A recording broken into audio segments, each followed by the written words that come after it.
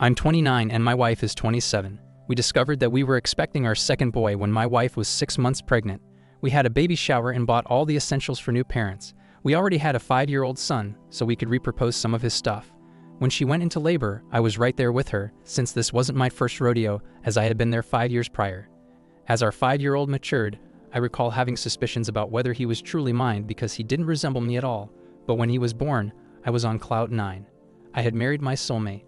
We met at a park and hit it off instantly when we became best friends. We had been together for 5 years. She got pregnant as soon as we started being close, so the thought of her being unfaithful never crossed my mind. We met each other's families and she became tight with my siblings. We tied the knot shortly after our son was born. My doubts started creeping in as he got older. He didn't seem to resemble me. The older he got, the more I noticed how different he looked compared to what I imagined my child would look like. I had nieces and nephews, as did my wife, and I had spent time with them. My son didn't bear any resemblance to anyone from my family. His facial features were distinct, not what I'd expect from either my side or my wife's lineage. It wasn't glaring enough to send me into a frenzy or make me paranoid, but it was my wife's actions that really started to ring alarm bells. Her whereabouts often didn't match up with what she told me. There were significant gaps in her schedule that she couldn't account for. For instance, one weekday she informed me she'd be home late from work as she was visiting a friend in the hospital. Usually her work timings allowed her to take over from the babysitter, but on this occasion I had to leave work early to relieve the babysitter due to her supposed hospital visit. As I was looking after the baby, I casually scrolled through Facebook and stumbled upon the profile of the friend she claimed to be visiting. To my astonishment, this friend had just posted a picture of herself on a family vacation. When my wife returned home, I confronted her about this, and she brushed it off saying it was an old photo. Her reaction made me suspicious that she was lying, so I decided to dig a little deeper and reached out to the friend. I shot a message to her friend, wishing her a quick recovery, and she replied with an elaborate story about her illness. Sensing something was off, I decided to check her boyfriend's Facebook profile too. Sure enough, he was also posting about their vacation, which made it clear that my wife had gone to great lengths to get her friend to lie for her. There were numerous other instances like this. She wouldn't let me interact with anyone from her workplace, and I started suspecting infidelity when a close friend of hers accused her of flirting with her boyfriend. When I confronted my wife about this, she brushed it off, saying they had a falling out and her friend was trying to sabotage our marriage. I took her words with a pinch of salt, never fully buying into her story. Her web of lies started to unravel not long after we got married, but I was too smitten to see it. She would profess her love for me whenever her lies were exposed. If I ever caught her in a lie, she'd try to make me feel guilty, accusing me of being too controlling, judgmental, and suffocating. So when she felt pregnant, I thought it would be a new beginning for us. I thought this would be our fresh start. I found myself in the delivery room, eagerly awaiting the arrival of what I believed to be my second biological son, all the while comforting my supposed wife amidst the medical staff prepping for the imminent birth. She was in agony, blaming me for the pain she was enduring. As I stood by her, gripping her hand tightly, whispering words of comfort and reassurance, the room was buzzing with expectancy. I can recall every tick of the clock in that moment, as it marked a more traumatic experience than even the birth of our 5-year-old son. As her contractions grew stronger and the medical team guided her through the stages of labor, coaching her on breathing techniques and providing support throughout, I remained by her side, hand in hand. I wished I could absorb the pain she was experiencing. As the medical team readied for the final stage of delivery, I braced myself to welcome another son into our world. At last the moment arrived. Still by her side, I witnessed the climax of months of anticipation and love. I heard the baby's cry before I saw him. When I finally laid eyes on him, I was taken aback because he looked mixed race. All the medical staff, except for the doctor, carried on as if everything was normal. If it hadn't been for the doctor's glance in my direction, I might have thought I was hallucinating. The doctor shot me a look as if to verify my ethnicity before quickly regaining his professional demeanor. The baby's racial background was unmistakably different. In that moment, I felt as if my spirit had left my body frozen in place while everyone else acted as if my wife had just given birth to a mixed-race baby. I could feel her fingers tightening around my hand as my world seemed to collapse around me. It wasn't until the medical team had left the room that I was able to regain my composure. I wanted to confront her right then and there, but she was too exhausted and drifting off to sleep. I left the hospital and never returned. Her family assisted her and the baby back home as I refused to lend a hand and had no intention of sticking around to sign the birth certificate. Now her family views me as the villain, conveniently overlooking the fact that she was the one who had been unfaithful. Shortly after, I had a DNA test done on my 5-year-old son. The day those test results arrived was the day I filed for separation from my sham of a marriage. She was still recuperating from childbirth when I served her the divorce papers. My mother and sister were staying with us at the time, having helped her from the hospital, when they were present when I handed her the divorce papers. They turned hostile when I served the papers, labeling me a neglectful and irresponsible father. The trio followed me around the house, getting in my personal space, trying to provoke me into a violent reaction. I knew their game plan was to incite me into aggression so they could call the police and use it against me during the divorce proceedings, but I didn't fall for their trap. Up until that point, I had been a dedicated father to her son.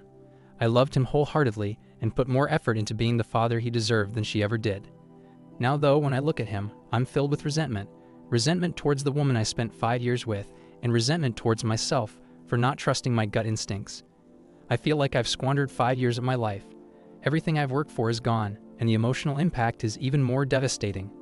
I've been labeled a monster by several people for abandoning my son like that. I essentially left with a few pieces of clothing and took up residence in a long-term stay hotel.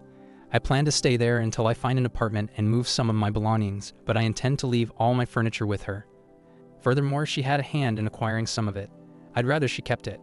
I don't want any remnants of my past life to remind me of her.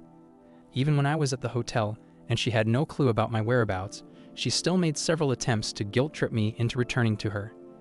She would have our 5-year-old son call me at odd hours of the night, crying and pleading for his dad to come back home, employing all sorts of manipulative strategies to torment me as if she hadn't done enough already. Then she'd turn around and tell me how much harm I'm causing the family. In every conversation where he's mentioned, both online and in person, I'm criticized and ashamed. Despite the fact that I'm not the boy's biological father, they say I'm his dad. As if her continuous infidelity throughout our marriage wasn't enough, I ended up distancing myself with most of our mutual friends because she used them to gang up on me. They labeled me a horrible person for abandoning the child like that, as if they expected me to continue being fooled despite the hardship. Thankfully, my parents and siblings stood by me. They assured me that they supported whatever decision I made, especially my parents, because they had formed a bond with their son and often babysat for us. I understand how tough it is for them, but any time spent with him just reminds me of her betrayal and how gullible I was. Regrettably, I've come to understand that my feelings didn't matter to some of our closest friends and family members. They believed I should step up for a child who isn't biologically mine. I get it. The boy is innocent, but so am I. The blame rests with his mother, but no one seems to be holding her responsible. All they focus on is how I'm leaving a son, despite DNA evidence proving he's not mine. I understand that the man he's known as his father his entire life just up and left, yet I'm expected to just swallow it and act like everything's okay. Some friends and family tried to guilt-trip me, suggesting that I never truly loved him, or was always looking for an escape route. It's hard to express my emotions in writing, but their accusations that I allowed my intense resentment towards my wife to ruin my 5-year-old son's life makes me feel like they don't see me as a human being. Where does her share of the blame lie? Everyone seems to be handling her with kid gloves. Is anyone going to hold her accountable? I'm expected to play the role of a father to a child that isn't mine and just accept being fooled. Am I supposed to just wait for her to have a third or even a fourth child? When does it end? What about me? I'm a person too. I have feelings too. I experience pain. I feel betrayed. I feel undermined as well. Why should I set aside my own life and feelings? I was never the biological father of the boy. I loved him as if I were his father, and honestly, I still do, but I would grow to despise and resent him if I had to continue in that role, and I would loathe myself for not taking control of my life. He's not my child, and even though he's innocent, he shouldn't be my responsibility. We all know where the blame lies. For those suggesting I stay in the boy's life and act as his father, that's not realistically feasible. We're getting a divorce, and I'm seeking to disestablish paternity. It seems like you're forgetting that I've been cheated on, lied to, and exploited by a selfish and deceitful woman who has now entangled her children in her web of lies. She's an innocent victim of her actions. However, that can't alter the harsh reality we're in. I don't despise him. I feel immense sadness when I think about his feelings. But when I look at him, all I see are the 5 years of my life filled with lies, the 5 years I was used, and the 5 years of mounting doubts and frustrations with a woman who exploited me. There's no way I can set aside my resentment to try and be a part of his life, because the life I thought I had with him was nothing more than a charade orchestrated by his mother. This is the harsh truth I'm grappling with, and I can't in all honesty subject either myself or him to this any longer. She knows who the real father is, so why isn't everyone pushing her to seek him out? Has everyone lost their minds? This isn't easy for me. I can't explain to him why I'm currently seeking to disestablish paternity because she would have me paying child support as a way to keep me entangled in his life. I don't understand why she doesn't want to find his actual father. She's already told me that she'll fight the divorce and put me on child support. She's putting more effort into battling me to stay in the marriage than she did in being a faithful wife. All she had to do was be loyal to me, and she couldn't even manage that. Now suddenly, it's all my fault. Now she's alleging that I was offensive throughout our marriage. I told her that if I was indeed offensive, then she should do everything in her power to keep her children away from me. But no, she insists that I remain a part of his life. My attorney assures me that I stand a good chance of avoiding child support, as he's handled similar cases in our state. But there's always the risk that things might not go in my favor. Honestly, my main worry isn't about the money. If it were, I'd willingly pay because I still have love for him. But I don't want his mother to weaponize him against me. It's time for me to move forward and begin anew. I've made a massive error, and the time and emotional distress I've experienced are things I can never reclaim. Now for the top comments. Now that's a pretty heartbreaking experience. My heart goes out to you. OP. Paternity fraud is alarmingly frequent, and most states and countries are shifting towards prioritizing the child's welfare over the rights of the legal father, thereby fostering more paternity fraud. The well-being of the man is not a concern for the state, and this disregard for men's welfare is contributing to a high rate of self-harm, as men are seen as disposable by the state. They are often seen as nothing more than tax contributors and soldiers. That's a dystopian society that expects men to accept being deceived. No man should be forced to raise a child that isn't his. Just as the wife had the choice to be unfaithful, the husband should have the choice to leave if the child isn't his. Thank you for taking the time to listen to today's story. If you enjoyed these stories, please feel free to like as well as subscribe to the channel.